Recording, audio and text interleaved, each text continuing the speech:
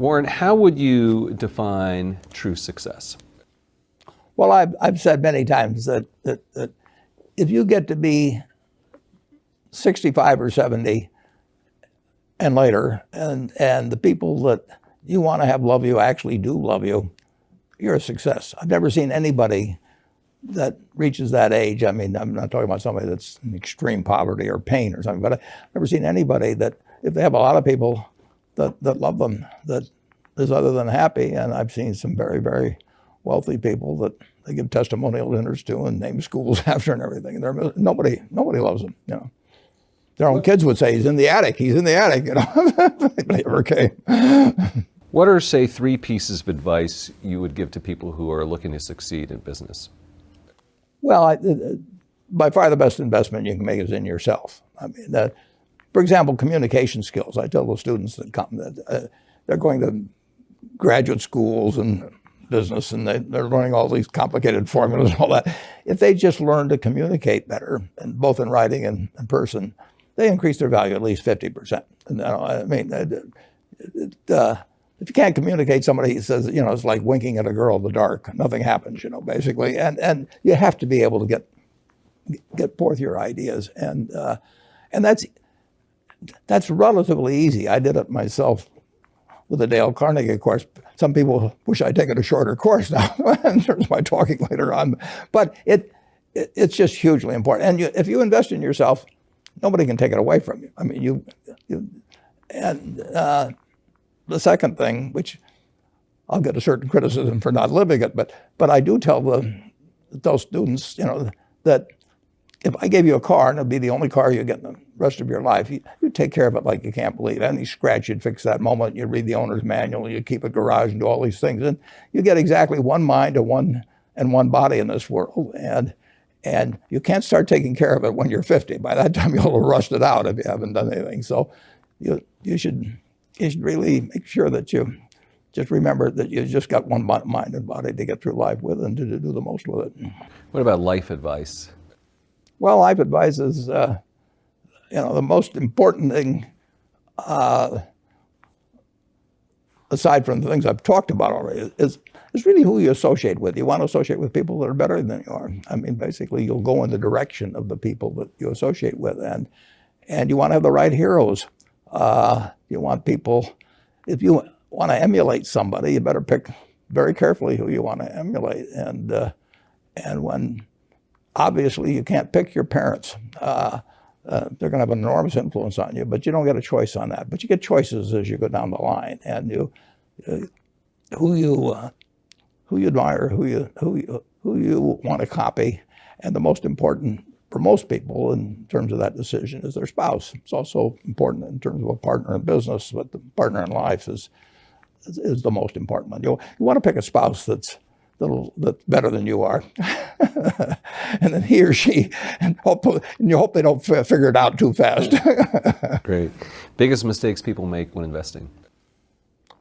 Well, they try to, they just don't realize that all you have to do is just buy a cross-section of America and then never listen to people like me or read the papers or do anything subsequently.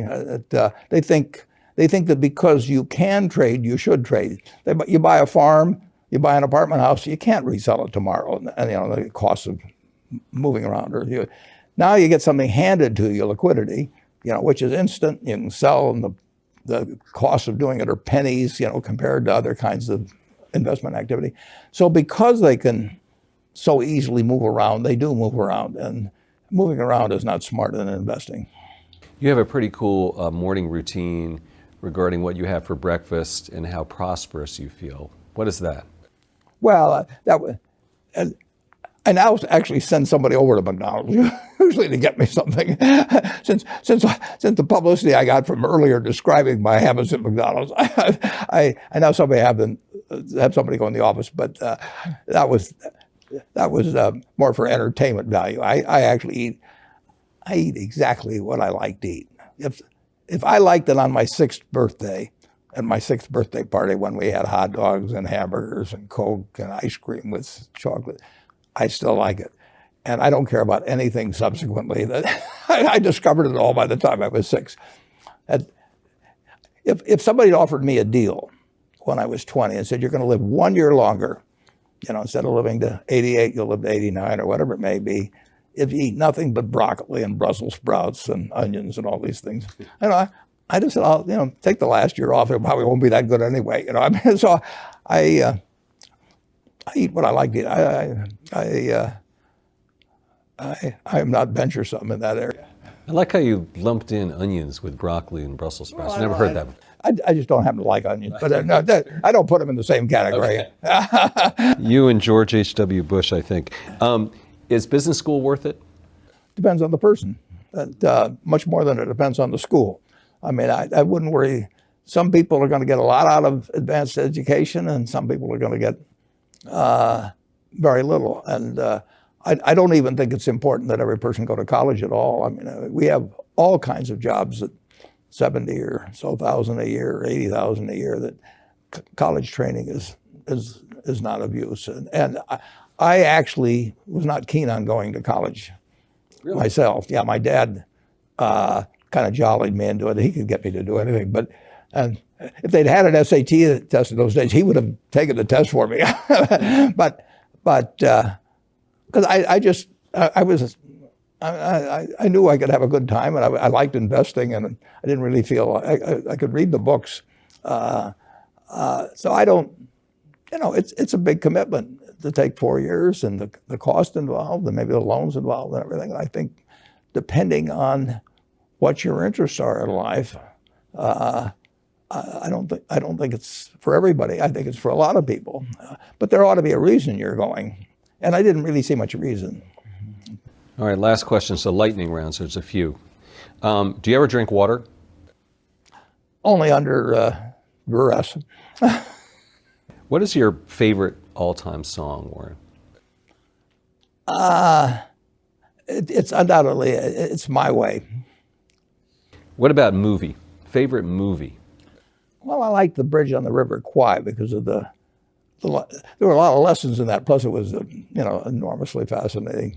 Catchy tune, also. Pardon me? Catchy tune, also. Yeah, Right. very. Right. But the ending of that was sort of the story of life. He created the railroad, and did he really want the enemy to come in across it? Got it. Favorite book? Well, the favorite book from an the book that had the most impact on my life was The Intelligent Investor by Ben Graham. I knew you were going to say that. Favorite TV show? It's probably going to be it would be Nebraska in some huge bowl game and winning. And finally, what do you carry in your wallet, and how much money do you tend to carry around? Well, I probably carry maybe $400. I actually my wife likes to use cash, so I just take home a chunk of cash every now and then she doles it out. She looks at my billfold and sees whether all the hundreds are gone. Sticks a few in there, but it's pretty simple. And credit cards? I've got an American Express card, which I got in 1964, but I pay cash 98% of the time. If I'm in a restaurant, I always pay cash. It's just easier. Warren Buffett, thanks very much.